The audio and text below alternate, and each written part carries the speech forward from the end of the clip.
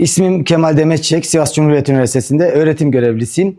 Yaklaşık 20 yıl AFAD'da görev yaptıktan sonra 7 yıldır da üniversitemizde öğretim elemanı olarak çalışmaktayım.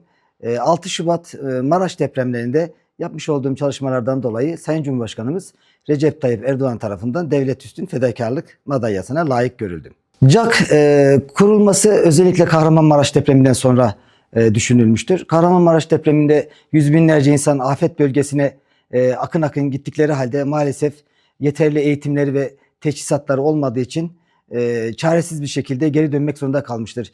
İşte Maraş depreminde yaşamış olduğumuz bu eksiklikleri gidermek ve buradaki gönüllü sayılarını artırmak amacıyla CAK'ı kurmaya karar verdik ve 2023 Mart ayında CAK birimi teşkil edildi. Ekibimiz yaklaşık 200 akademik ve idari personelden oluşmaktadır. CAK ekibi gerek almış olduğu eğitimleriyle gerekse ekipmanlarıyla uluslararası akrediteye hazır bir şekildedir. Ekibimiz sayısı, yaptığı projeleri bakımından Türkiye'deki bütün devlet ve vakıf üniversiteleri içerisinde en kapsamlı olandır diyebiliriz. CAK birimi olarak kuruluşun hemen ardından hazırlamış olduğumuz Afet Hazır Üniversite projesi kapsamında üniversitedeki öğrencilerimizin ve personellerimizin tamamı afet bilinci eğitimlerine alınmıştır.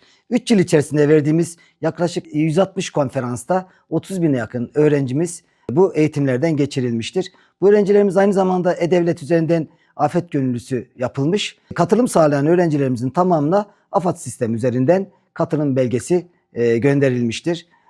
Yerinde eğitim projemizle 5 haftada 5 kurum sloganı ile yola çıktık ve paydaş kurumlarımız olan AFAD, İtfaiye, 112 Acil Çağrı Merkezi, Ulusal Medikal Kurtarma ve Hastane Acil Servisi öğrencilerimizle beraber ziyaret edilmektedir. Her dönem yaklaşık alan dışı seçmeli ders alan 500 öğrencimiz bu kurumları ziyaret ederek hem teorik ve uygulamalı eğitimler almakta hem de afetlere hazırlanmaktadır.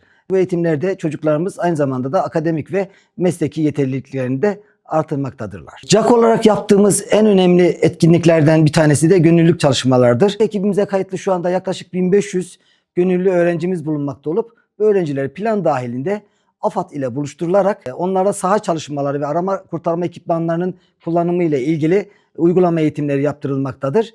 Bu bakımdan enkazda arama kurtarma ve destek afet gönüllüsü sertifikaları kazandırılan öğrencilerimiz afetlerde arama kurtarma ekiplerine sırt sırta çalışabilecek, yardımcı olabilecek düzeyde hazırlanmaları sağlanmaktadır.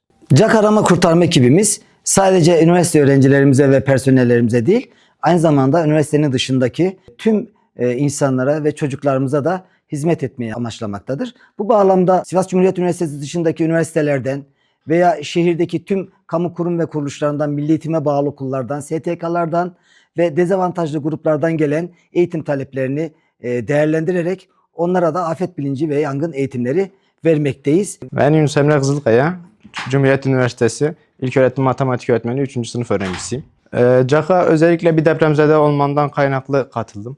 O an yaşadığımız şeyleri tekrar yaşama ihtimaline karşı daha bilinçli ve daha bilgili olmak amacıyla Cumhuriyet Arama Kurtarma ekibine katılmak istedim. Başta arama kurtarma olmak üzere arama kurtarmada kullanılacak ekipmanlar, arama kurtarma sırasında yapılacak şeyler hakkında pek çok bilgiye sahip oldum. Artık acil kurumlar hakkında pek çok bilgiye sahibim. Bu eğitimlerden sonra daha rahatım, daha bilgiliyim. İleride herhangi yaşanabilecek bir afete karşı daha hazırlıklı ve daha teşhisatlı olmak amacıyla gönüllü arama kurtarma ekibine katılmaları gerekiyor. Ben Sivas Cumhuriyet Üniversitesi Gazetecilik 3. sınıf öğrencisi Sibel Altun. Kahramanmaraş depremini Malatya'da bizzat yaşadım. Deprem anında insan o enkaz altında, o kaos ve arama kurtarma esnasında bir umut arıyor. Gönüllü ekipleri gördüğümüz zaman bizim için bir umut oluyor. Orada gördüğümüz arama kurtarma ekiplerinin sesi, omuzumuza dokunan bir elin hayata tutunmak için bir sebep arıyoruz o an. Kendimizi sorguluyoruz. Bu yaşadıklarım bana bunun sadece bir iş, ekip işi olduğunu değil, toplumun bilinçlenmesi ve herkesin bu konuda bilgili olması gerektiğini öğretti.